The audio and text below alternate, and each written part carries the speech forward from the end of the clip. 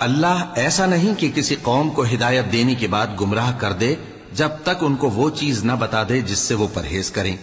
بے شک اللہ ہر چیز سے واقف ہے۔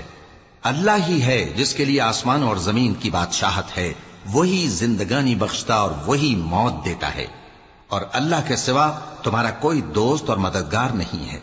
بے شک اللہ نے پیغمبر پر مہربانی کی اور مہاجرین اور انصار پر، جو باوجود اس کے کہ ان میں سے بعضوں کے دل پھر جانے کو تھے، مشکل کی گھڑی میں پیغمبر کے ساتھ رہے۔ پھر اللہ نے ان پر مہربانی فرمائی، بے شک وہ ان پر نہایت شفقت کرنے والا ہے، بڑا مہربان ہے۔